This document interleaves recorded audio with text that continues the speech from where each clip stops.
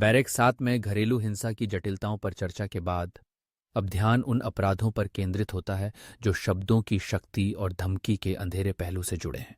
किरण, एक पत्रकार जिस पर मानहानि का आरोप लगाया गया था, ने अपनी कहानी शुरू की। उन्होंने मुझे चुप कराने की कोशिश की, उसने अपनी दृढ़ आवाज में कहा, लेकिन मैं चुप नहीं रहूंगी। किरण ने बताया कि कैसे उसने भ्रष्टाचार को उजागर करने वाली एक रिपोर्ट प्रकाशित की थी और कैसे शक्तिशाली लोगों ने उसे बदनाम करने और चुप कराने के लिए मानहानि के मुकदमे का इस्तेमाल किया था।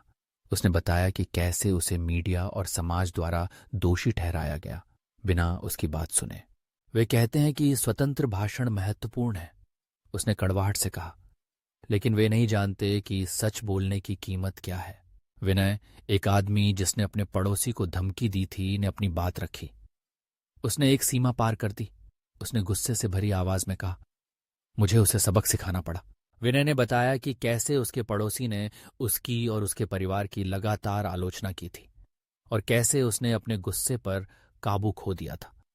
उसने बताया कि कैसे उसे अपनी हरकतों के लिए पछतावा है, लेकिन वह महसूस करता है कि उसने जो किया वह उचित था। वे कहते हैं कि मुझे शांत रहना चाहिए था, उसने कहा, लेकिन वे नहीं जानते कि जब कोई आपको लगातार परेशान करता है तो कैसा लगता है। चर्चा धारा 500 मानहानि और 506 आपराधिक धमकी पर केंद्रित थी और स्वतंत्र भाषण की सीमाओं और जिम्मेदार संचार की आवश्यकता पर बहस की गई।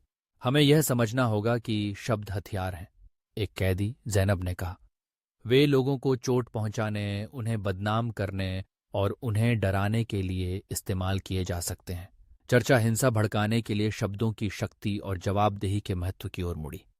उन्होंने नफरत भरे भाषण, ऑनलाइन ट्रोलिंग और अफवाहों के प्रभाव पर बहस की। हमें यह सुनिश्चित करना होगा कि लोग अपने शब्दों के लिए जिम्मेदार हों, एक और कैदी सूरज ने कहा। हमें यह समझना होगा कि शब्दों के परिणाम होते हैं। एपिसोड एक सवाल के साथ समाप्त हुआ।